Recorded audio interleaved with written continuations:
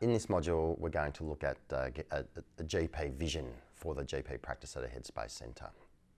So first of all, I think it's really important to highlight that because we have some centres which are 10 years old and we have centres which are just opening, the current look of what a general practice looks like in Headspace Centres is quite diverse.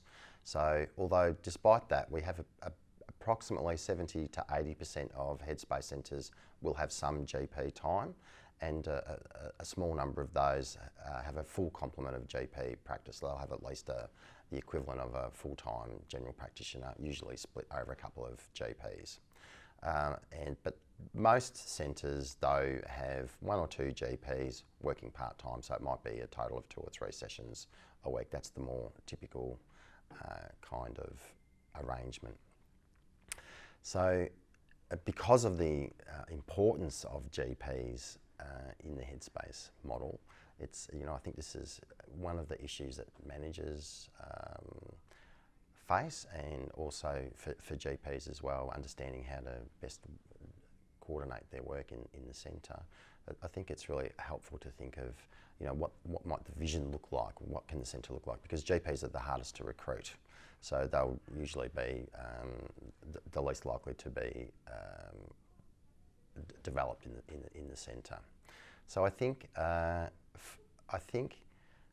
kind of vision that I think managers should think about, sort of like it's with say a five-year view, is that it would be good to have a group of part-time GPs so that you've got good coverage across the week, so that most days there'll be a GP there. When one GP goes on leave, there'll be a GP still available.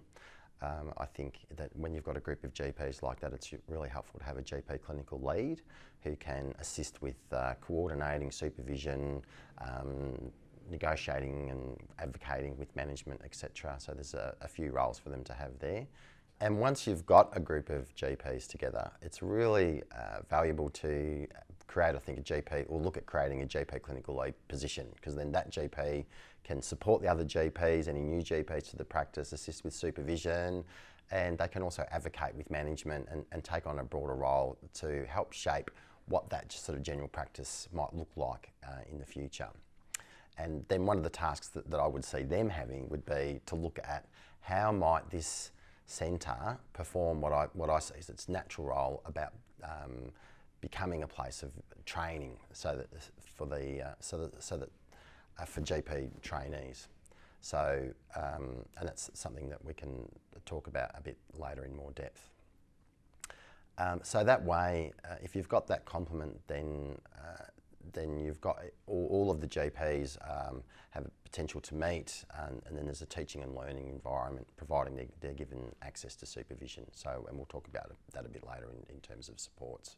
So I think this vision has been, I'm not making it up, it's been achieved, it's out there. There are a number of centres who are doing this model, and it works really well.